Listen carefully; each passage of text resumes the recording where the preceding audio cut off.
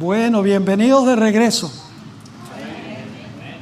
El Señor les bendiga, gracias por quedarse. Estamos empezando un poquito tarde esta presentación, pero es una presentación muy importante. Lo que vamos a hacer es estudiar la primera parte de la lección 6. Pensé de la posibilidad de cubrir todo el capítulo 6, pero en realidad hay demasiado material para poder cubrirlo en una sola sesión. Así que esta noche vamos a cubrir la mitad del material del capítulo 6, que empieza en la página 81, y luego mañana en la primera sesión, Dios mediante, vamos a cubrir la parte número 2 y así sucesivamente vamos a continuar con el material del manual. Lo primero que queremos hacer es orar y pedir la bendición del Señor. Así que les invito con reverencia a inclinar sus rostros para pedir la bendición y la presencia del Señor. Nuestro Padre y nuestro Dios, gracias te damos por las múltiples bendiciones que derramas sobre nosotros. Gracias por todas aquellas cosas que tomamos por sentado, que decimos que son automáticas: la vida, la salud, el buen alimento, aire fresco, el sol. Todo eso lo tomamos como si fuera automático. Gracias por todo eso. Gracias especialmente por tu palabra, que es una lámpara a nuestros pies y lumbrera a nuestro camino. Acompáñanos al abrir tu santo libro. Te lo pedimos en el nombre de Jesús. Amén. En la Biblia se hace una comparación entre el ministerio de Jesús y el ministerio de Moisés como líder del pueblo de Israel. Para comenzar, quiero mostrar los paralelos entre el ministerio de Moisés al liderar a Israel y el ministerio de Jesús liderando a su iglesia de este mundo a la Canaán celestial. Aquí tenemos la lista en la página 81 de nuestro manual.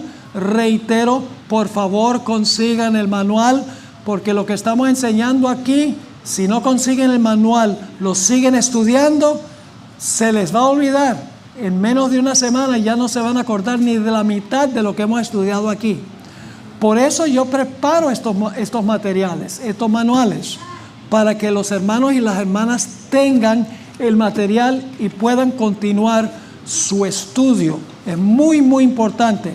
He escrito en los 20 años que llevo liderando el ministerio de Zoom TV y Secrets Unsealed, más de 18,000 páginas de material que tenemos disponible. Lo pueden bajar en su aplicación. Pueden bajar la aplicación de Zoom TV, pueden ver todas las presentaciones que hemos hecho y pueden leer todo el material escrito que se ha publicado. Gratis. Bajar la aplicación es gratis y también el acceso a todos los materiales es gratis. Tal vez puedo hacer un pequeño paréntesis. Cuando nosotros comenzamos como ministerio, nosotros dependíamos, era de ventas. No teníamos ninguna entrada, nadie nos conocía. Y con el transcurso del tiempo, pues, la gente empezó a contribuir a nuestro ministerio, donativos, y como resultado, las ventas se volvieron insignificantes. Ahora nosotros dependemos. 95% de nuestras entradas son donativos y 5% son ventas. Así que no crean que yo estoy promoviendo las ventas porque queremos vender mucho. Yo llevo material a donde voy para hacerle fácil a los hermanos para que puedan conseguir el material. Es el único motivo, no es motivos económicos. Todo la plata va para el ministerio para producir material como los que transmitimos por Zoom TV. Ahora vamos a hacer la comparación. Yo pregunto, ¿tanto Moisés como Jesús libraron a un pueblo de la esclavitud? Sí. ¿Ambos fueron amenazados de muerte cuando nacieron? Sí. ¿Ambos encontraron refugio en Egipto? Sí, Jesús se refugió en Egipto. Y Moisés también. ¿Ambos fueron llamados a salir de Egipto?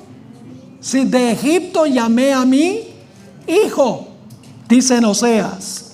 ¿El pueblo fue bautizado en Moisés? Sí, en 1 Corintios 10 dice todo el pueblo fue bautizado en Moisés porque era el líder.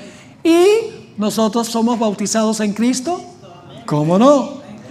En el tiempo de Moisés, el sacrificio del cordero marcó la liberación del pueblo de Israel. Sí, y Jesús es el cordero cuya sangre nos libra de la servidumbre al pecado. Moisés intercedió por Israel cuando el pueblo pecó. Jesús intercede por los pecados de su pueblo. Sí. Ambos establecieron 12. Sí. Las 12 tribus y los 12 apóstoles. Ambos establecieron un grupo de 70. Sí, 70 para ayudar a Moisés. Jesús escogió a 70 para ayudarlo a él. Ambos entregaron la ley desde una montaña. Sí, Moisés del Sinaí y Jesús del monte de las bienaventuranzas. Ambos fueron criticados y probados por los suyos. Ustedes saben que sí. Ambos trajeron agua de la roca. Y usted dice, Jesús nos trajo agua de la roca. Claro que sí trajo. Le dijo a la samaritana en cuanto al agua que sale y brota para vida eterna. Ambos dan agua. Yo pregunto, ¿ambos hablaron del maná? Sí, Moisés tuvo que ver con maná literal. Jesús dijo, yo soy el maná que descendió del cielo. Moisés levantó la serpiente en el desierto. Jesús es representado por la serpiente en Juan 3. Dice, como la serpiente fue levantada en el desierto, así es levantado Jesús. Ambos establecieron la Pascua. ¿Cristo es la Pascua? Sí, 1 Corintios 5, 7 y 8. ¿Jesús es nuestra Pascua? ¿Cómo no? ¿Ambos fueron tentados en el desierto? Sí, claro que sí. Moisés durante 40 años y Jesús durante ¿qué? Durante 40 días. ¿Hay algún paralelo entre Jesús y Moisés? Jesús es un nuevo Moisés. Así que para entender esta lección tenemos que entender primero la experiencia de Israel en el Antiguo Testamento, en el tiempo cuando Moisés fue su líder. Desafortunadamente, estamos en la página 82, desafortunadamente, algunos cristianos han creado una dicotomía, es decir, una división, un conflicto entre Moisés y Cristo. Ellos basan su punto de vista en Juan 1:17, a donde dice, la ley por medio de Moisés fue dada, pero la gracia y la verdad vinieron por medio de Jesucristo. Y dicen que Jesús es superior a Moisés. Moisés dio la ley, pero Jesús nos da gracia. Esto se interpreta como que el Antiguo Testamento tiene que ver con la ley y el Nuevo Testamento con la gracia. Pero ¿es esta dicotomía que ellos crean cierta? ¿Fue Israel salvo por guardar la ley, mientras que los cristianos del Nuevo Testamento son salvos por gracia? No hay ley en el Nuevo Testamento, ni gracia en el Antiguo. ¿Será que el Nuevo Testamento es pura gracia y en el Antiguo Testamento no había gracia? No, vamos a encontrar. Debemos recordar que la palabra ley que se usa aquí en Juan 1:17 no se refiere solo a los 10 mandamientos, sino que se refiere básicamente a todo el Antiguo Testamento, particularmente el Pentateuco, los escritos de Moisés específicamente. Tanto Moisés como Jesús dieron una ley desde una montaña, y este es el punto sobre el cual yo me quiero centrar. Hay 2 montañas en la historia que vamos a estudiar: el monte Sinaí y el monte de las bienaventuranzas y el monte del Calvario. La pregunta clave es esta: ¿cuál fue la actitud de Jesús para con la ley. ¿Era su concepto de la ley diferente que el concepto que tenía Moisés? ¿Es la ley del monte Sinaí una ley de justicia, mientras que la ley del monte de bienaventuranzas es una ley de amor y gracia?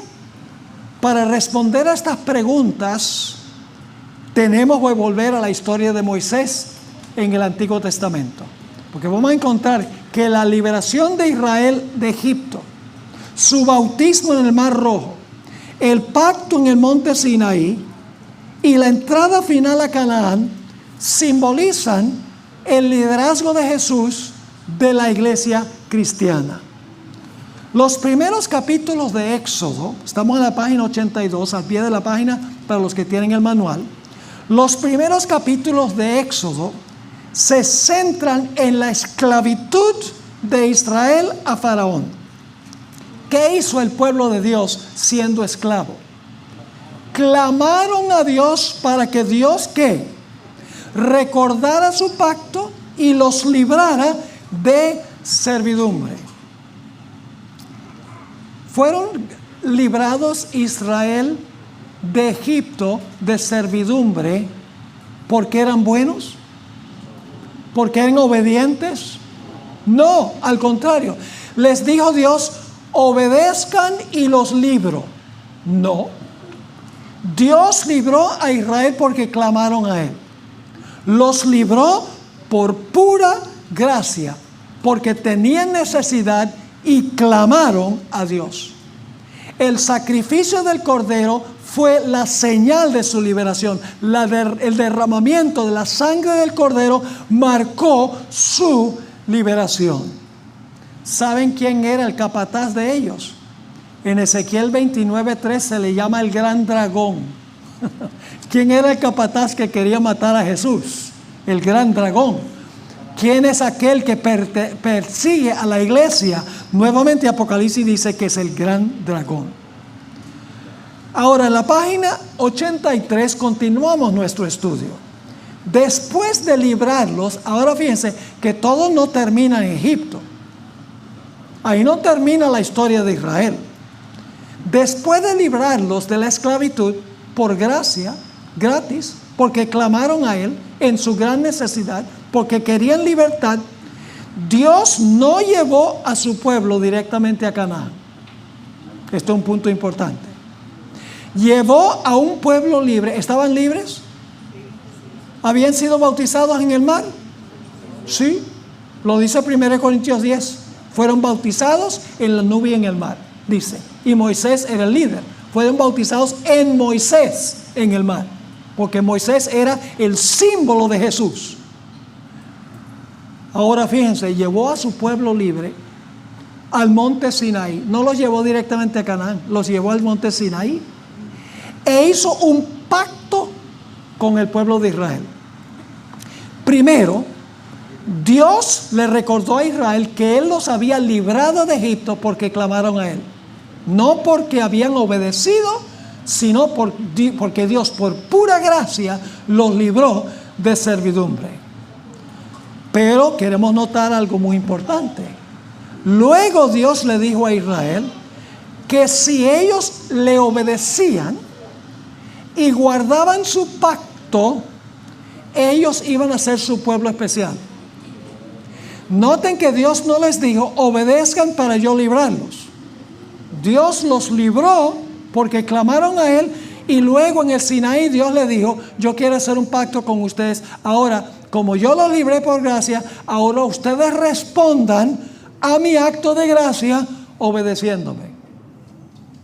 ¿Me están entendiendo o no? Ahora fíjense, Moisés luego le transmitió la oferta de Dios al pueblo, porque Dios dijo, yo quiero que ustedes sean mi pueblo especial y que ustedes guarden mi pacto, que ustedes me obedezcan. ¿Ustedes aceptan esas condiciones?, les dice Dios. ¿Y cómo contestaron los ancianos del pueblo? Todo lo que el Señor ha hablado, esto haremos. Y luego dice que Moisés, todo esto está en este párrafo, solamente hay textos en paréntesis, no los podemos citar todos. Y luego dice que Moisés le llevó el mensaje a Dios y le dijo a Dios, el pueblo acepta las condiciones. Tenían un pacto. Porque un pacto es un convenio entre dos. Dios dice, yo quiero hacer mi pacto, yo los libré. Quiero hacer mi pacto con ustedes. Ahora, para ver un pacto ustedes tienen que responderme a mí ahora. ¿Están dispuestos de obedecer mi voz y guardar mi pacto? Israel dijo, sí, cómo no, estamos dispuestos de hacerlo. Y cuando dijeron eso, el pacto estaba formado. Había un pacto entre Dios e Israel. Pero ahora viene algo muy importante. Lo que acabo de describir ocurrió allí en el monte Sinai en Éxodo capítulo 19. ¿Qué hay en Éxodo 20? Los 10 mandamientos. Ahora Dios le va a explicar a Israel qué es lo que tienen que obedecer. Tienen que obedecer ¿qué cosa? Los 10 mandamientos.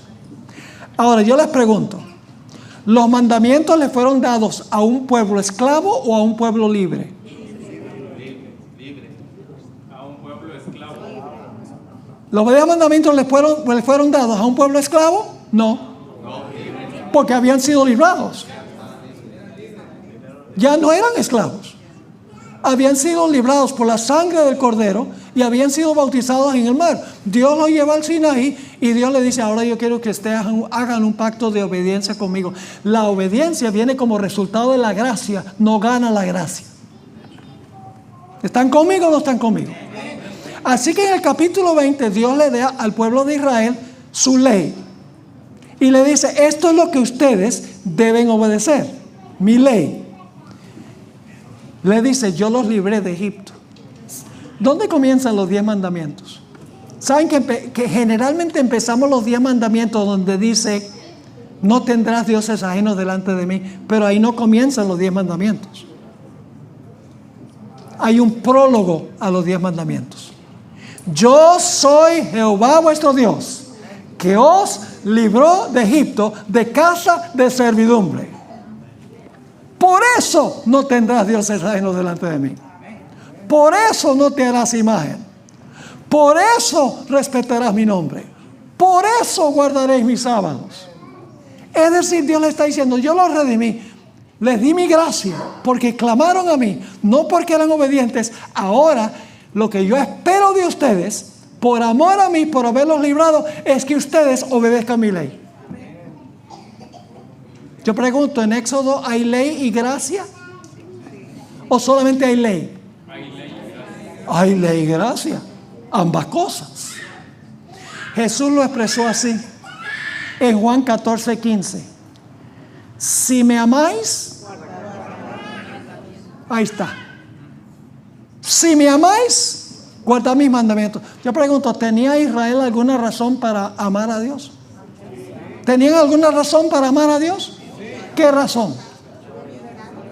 Eran libres. Habían sido salvos por la sangre del Cordero. Habían enterrado en el Mar Rojo toda su vida vieja. Y salieron a novedad de vida. Un pueblo libre. Tenían razón de agradecerle a Dios y de amar a Dios. Tenían toda la razón de amar a Dios. Los 10 mandamientos no comienzan meramente en el primer mandamiento de no tener dioses ajenos. Comienza con un prólogo donde Dios dice, yo los libré, ahora quiero que ustedes obedezcan mi ley.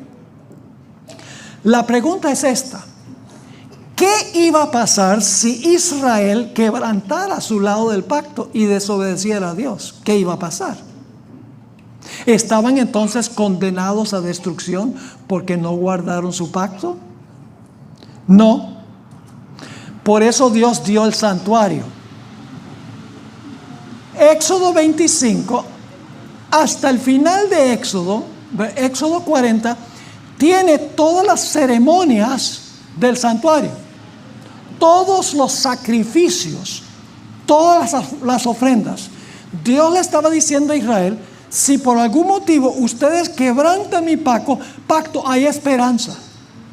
Porque hay un santuario con un sacerdote y hay sacrificios que pueden llevar al perdón del pecado. Es decir, ley nuevamente, y el servicio del santuario era ¿qué cosa? Gracia. ¿Cuál es la relación entre los 10 mandamientos y el servicio del santuario? Es la pregunta clave. Aunque se ofrecieron muchos sacrificios en el santuario, nos vamos a centrar en el más común de los sacrificios, que es el sacrificio de mañana y tarde. Los hijos de Israel eran pecadores. Incluso después que fueron librados de Egipto, ellos pecaron. Después del Sinaí, ellos pecaron. ¿Cuál era la solución a su problema? La solución a su problema era ir al santuario para reclamar la sangre derramada de la víctima. Debido a su transgresión de la ley, el pecador merecía ¿qué cosa? Merecía la muerte. Pero lo lindo es que el pecador podía llevar un cordero a la entrada del santuario, al atrio. Podía colocar su mano sobre la cabeza del animal y podía confesar su pecado sobre la cabeza del animal. De esa manera el pecado se transfería del pecador a la víctima. Y luego, a través de la víctima, el pecado entraba al santuario y el pecador se podía ir contento y alegre a su casa. ¿Por qué era necesario sacrificar el cordero? Porque el pecador había quebrantado ¿qué cosa? Había quebrantado la ley. Un punto muy importante. ¿Cómo uno puede tener gracia sin ley? ¿Qué es la gracia? ¿Por qué necesitamos gracia? Porque somos pecadores. ¿Y cómo sabemos que somos pecadores? Porque quebrantamos la ley. ¿Puede haber gracia sin ley? No, porque la gracia nos da Dios porque hemos transgredido la ley. La ley nos apunta a Jesús. La ley dice, yo no te puedo salvar. Porque el rol o el papel mío es, si tú pecas te condeno. La ley dice, yo no te puedo salvar. Yo solo te puedo condenar. Pero la ley dice, pero hay uno que sí puede salvarte y es el cordero que toma tu lugar, que toma tu condenación. ¿Ven la relación entre la ley de Dios y el servicio del santuario? ¿Eso existía ya en el Antiguo Testamento? En figura. Apuntaba hacia la realidad. Cristo Jesús. Ahora fíjense, continuamos este estudio fascinante. Hay dos cosas que debemos recordar en cuanto al servicio del santuario. Los pecados de los israelitas no son diferentes que los pecados nuestros. Sus transgresiones de la ley les merecían la muerte como los pecados nuestros. Uno de los propósitos de la ley era revelarles a ellos y a nosotros su pecaminosidad y la necesidad de perdón o la necesidad de gracia. La sangre de los animales no fue capaz de eliminar el pecado. Solo señaló hacia el sacrificio de Cristo. La sangre de los animales era deficiente, pero Jesús tiene mejor sangre.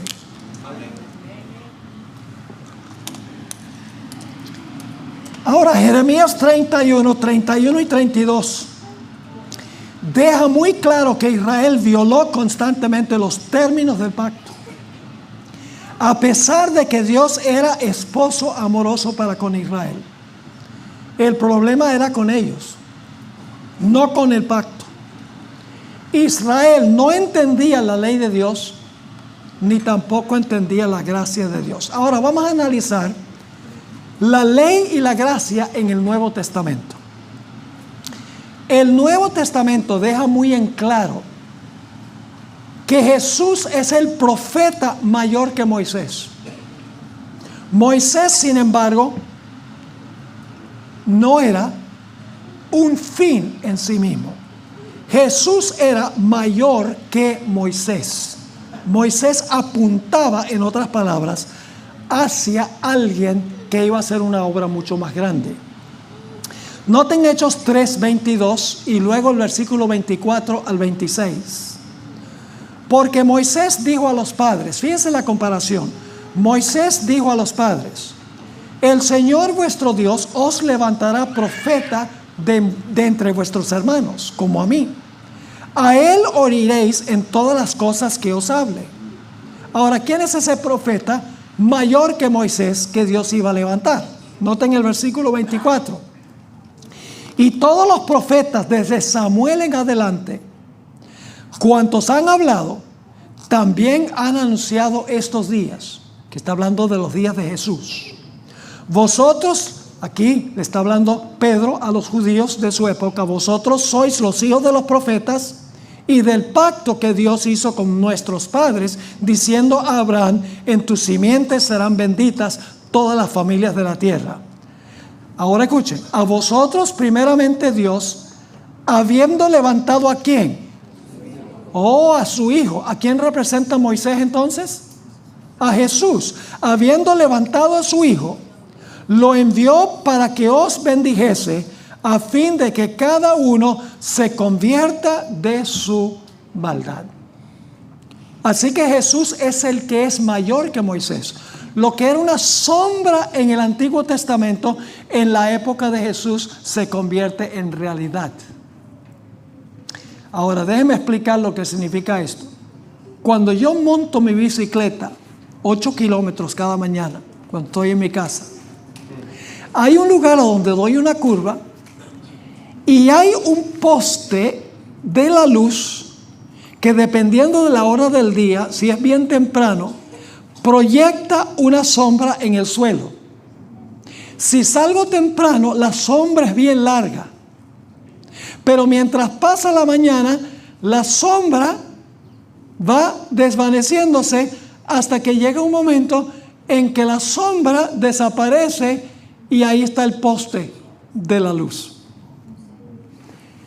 Todo lo que ocurrió en el Antiguo Testamento es la sombra. Cuando usted ve la sombra de un poste de la luz, sabe que hay una ¿qué? Hay una realidad que está proyectando la sombra. ¿Sí o no? Sí. Pues el Antiguo Testamento es la sombra que apuntaba hacia ¿qué? Que apuntaba hacia la realidad en Cristo Jesús. Es decir, que el Antiguo Testamento era una promesa. Iba a venir uno mayor que Moisés. No iba a sacrificar un animal, sino que iba a sacrificar su vida, Cristo Jesús, por los seres humanos. Iba a repetir la historia de Moisés, pero en persona y en realidad, hacia lo cual apuntaba el Antiguo Testamento. Ahora, con esto en mente, leamos Mateo 26, 26 al 28. Esto es cuando Jesús instituyó la Santa Cena. Dice: y mientras comían, tomó Jesús el pan y bendijo y lo partió. Y dio a sus discípulos y dijo: tomad, comed, este es mi cuerpo. Y tomando la copa y habiendo dado gracias, les dio diciendo, ahora escuchen bien: bebed de ella todos, porque esto es mi sangre, ¿de qué? Del nuevo pacto, que por muchos es derramada, que por muchos es derramada para remisión de pecados. Ahora vamos a desempacar esto aquí. Aquí Jesús se refiere a la sangre del nuevo pacto. Ahora viene la pregunta: ¿cambia la ley entre el antiguo y el nuevo pacto? ¿La ley cambia? No. La respuesta a esta pregunta podemos formularla con otra pregunta: ¿por qué tuvo Jesús que derramar su sangre? ¿Por qué tuvo que derramar su sangre? Debido al pecado, ¿verdad? ¿Y qué es el pecado? El pecado es transgresión de la ley. Entonces yo pregunto: ¿en el nuevo pacto hay ley? ¿Sí o no? En el nuevo pacto hay ley. ¿Y en el nuevo pacto también hay gracia? Sí, hay ley porque la ley nos condena, pero hay gracia porque la sangre de Cristo nos salva de la condenación. Por eso Jesús derramó su sangre. En el cumplimiento de la promesa del Antiguo Testamento, Juan el Bautista presentó a Jesús como ¿qué? Como el Cordero de Dios que quita el pecado del mundo. Jesús era el verdadero Cordero, a quien apuntaba el Cordero del servicio de sacrificios del santuario. En contraste con la sangre de los animales, la sangre de Jesús en realidad ¿qué cosa? Quita el pecado. En otras palabras, escuchen bien lo que voy a decir. La diferencia entre el antiguo pacto y el nuevo es que el nuevo pacto tiene mejor sangre que realmente quita el pecado. Porque la Biblia dice que la sangre de toros y machos cabríos no puede ¿qué? No puede quitar el pecado. Porque la sangre animal no puede quitar el pecado. Pero yo pregunto, ¿en el Antiguo Testamento había ley? Sí. ¿Había derramamiento de sangre? Sí. ¿Había perdón? Sí. Pero todo eso simbólicamente apuntaba hacia ¿qué? Apuntaba hacia que la ley nos condena a nosotros, y cuando la ley nos condena, vamos a Cristo Jesús, recibimos su sangre y el Señor Jesucristo nos perdona. Así que el sistema del Antiguo Testamento era una figura, una ilustración, una sombra, un retrato de lo que iba a hacer Jesús. Pero ahora escuchen bien. Sin embargo, hay más en el nuevo pacto que solo la sangre. Hasta ahora hemos demostrado que el nuevo pacto realmente perdona, porque se basa en la poderosa sangre de Jesús. Sin embargo, vamos a Jeremías 31 y vamos a notar algo más que quiere Dios. Jeremías 31 y el versículo 33. Pero este es el pacto que haré con la casa de Israel después de aquellos días, dice Jehová.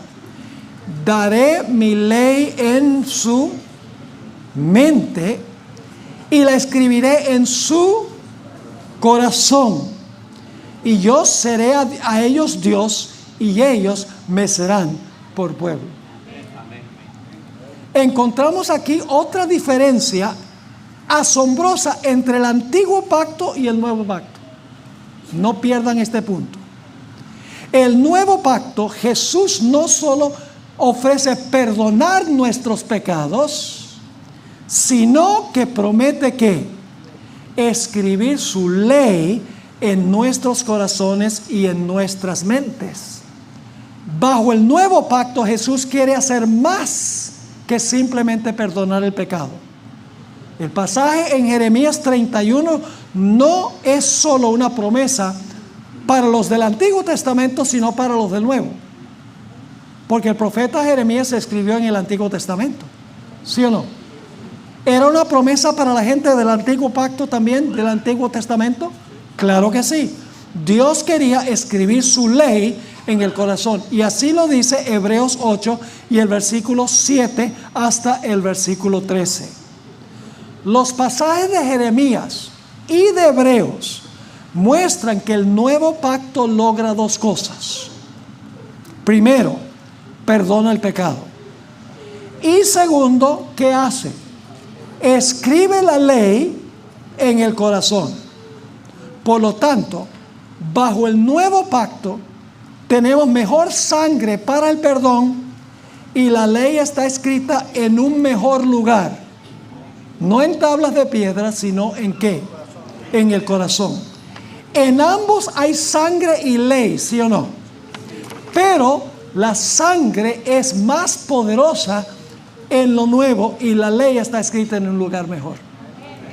No se pierdan el punto de que es la misma ley. La ley no cambia entre los dos pactos. Es la misma ley, pero escrita en un mejor lugar. La ley no cambia. El lugar a donde está escrita la ley cambia. Bajo el nuevo pacto no servimos en antigüedad de letra, sino en novedad de espíritu. Saben que cuando Israel dijo, todo lo que Dios dice, nosotros haremos. ellos no entendían lo que estaban diciendo. En realidad no habían sido regenerados.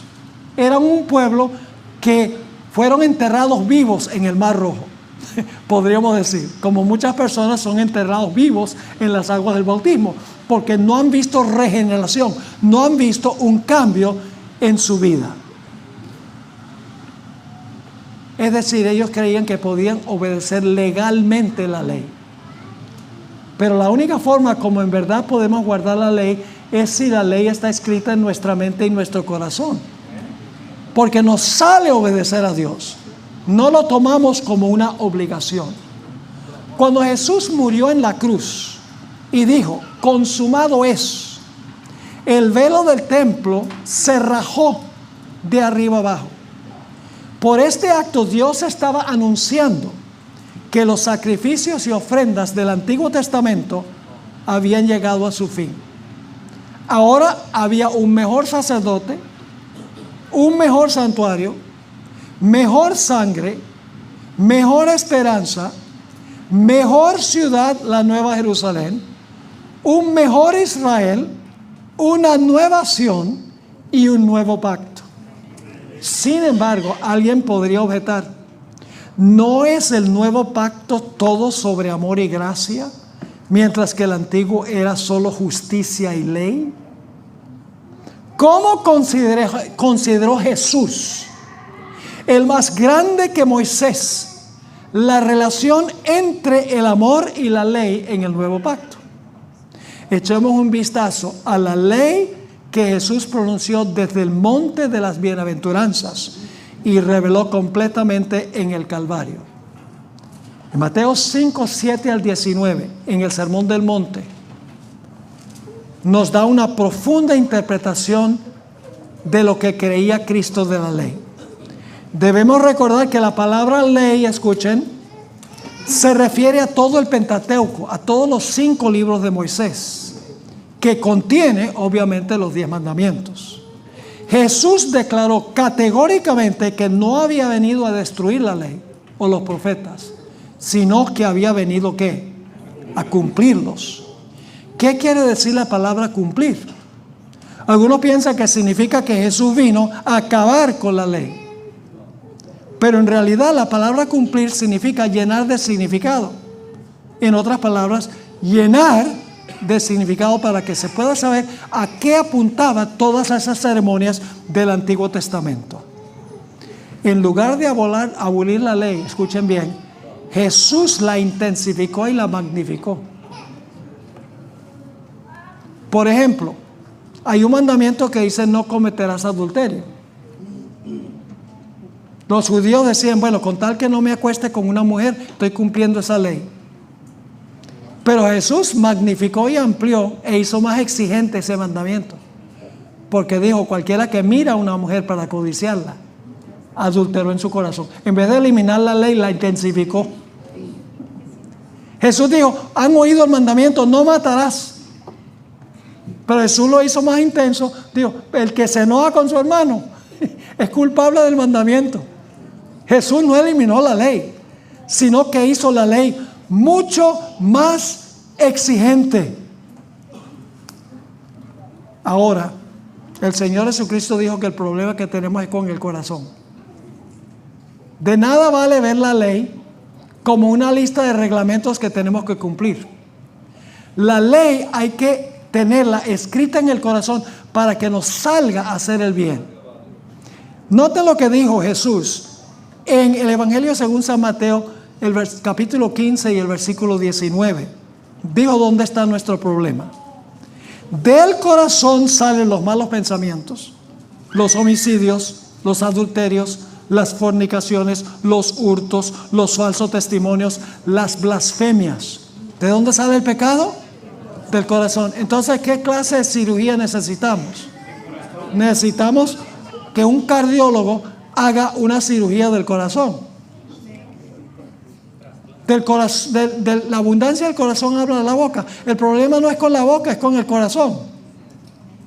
Yo recuerdo cuando yo era niño que a veces en la escuela decía una mala palabra Y los maestros siempre llamaban a mi mamá y a mi papá y decían su hijo. Como yo era hijo de pastor, tenía que ser un ejemplo.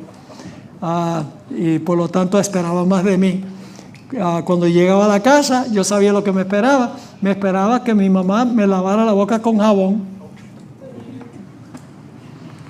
Y un día, mientras me estaba saboreando el jabón, que no era muy gustoso, miré a mi mamá y le dije: mamá, lo estás haciendo mal. La Biblia dice: de la abundancia del corazón a la boca. No tienes que lavarme la boca, tienes que lavarme el corazón. Debo decirles que me siguió lavando la boca con jabón. El problema es con el corazón.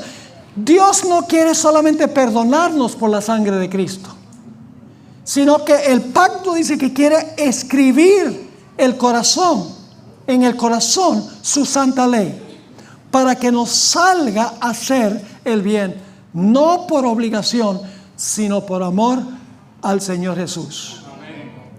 ¿Pero acaso no dijo Jesús que el amor es todo, es lo único que importa bajo el nuevo pacto? Para responder a esta pregunta, tenemos que echar un vistazo de la relación que existe entre la ley y el amor. La ley no es la antítesis del amor, sino más bien la antítesis del pecado. De hecho, veremos que la verdadera definición del amor es guardar la ley desde el corazón. Muchos cristianos piensan que el amor es todo lo que necesitamos y basan su concepto en textos como Juan 13:35, donde dice Jesús: en esto conocerán todos que sois mis discípulos, si tuviereis amor los unos con los otros. Y dicen: ve, Jesús dice que lo único que importa es el amor. No dice: en esto se demuestra el amor en que guarda los 10 mandamientos. Sin embargo, el amor es más que una emoción o un sentimiento. Escuchen bien, demasiados matrimonios terminan porque el amor se concibe como un sentimiento o una emoción. El amor es un principio divino que no cambia, sin importar las circunstancias. ¿Qué es el amor? Jesús explicó que el significado del amor es dos cosas: amor a Dios y amor al prójimo. Es decir, que el amor tiene dos dimensiones. La primera dimensión es vertical para con Dios y la segunda dimensión es horizontal para con nuestros prójimos. Tiene dos dimensiones. Pero noten que el amor está relacionado ¿con qué? Está relacionado con la ley. Aún debemos preguntarnos: ¿qué significa amar a Dios y a nuestro prójimo? Porque una cosa es decir, bueno, hay dos mandamientos grandes: amar a Dios y amar al prójimo. Pero ¿qué significa amar a Dios y amar al prójimo? La respuesta es que los 10 mandamientos definen lo que es el amor.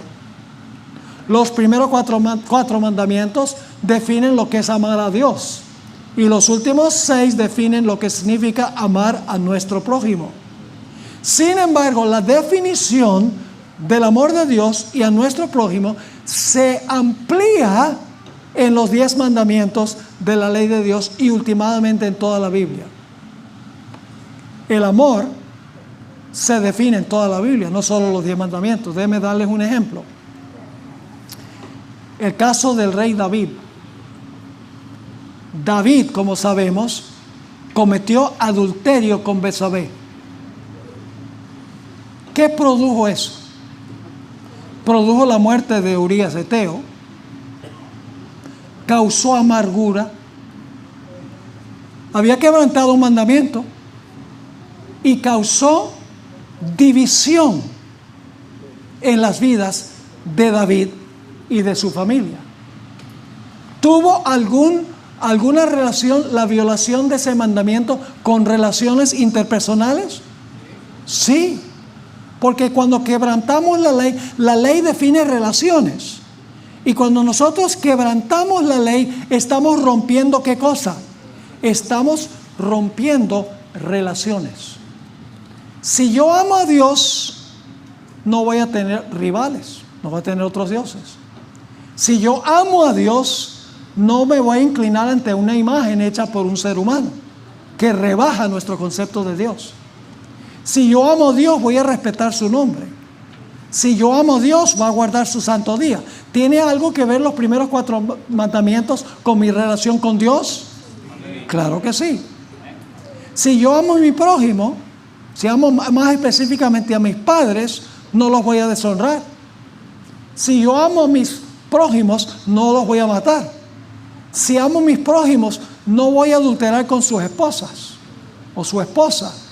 Si yo amo a mi prójimo, no voy a hablar mal del prójimo. Si amo a mi prójimo, no voy a robarle al prójimo, ni voy a codiciar lo que le pertenece al prójimo.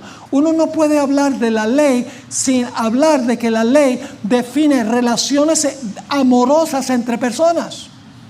Por eso el apóstol Pablo dijo en Romanos 13, 8 a 10, que el amor es el cumplimiento ¿de qué? El amor es el cumplimiento de la ley. ¿Qué quiere escribir entonces Dios en nuestro corazón?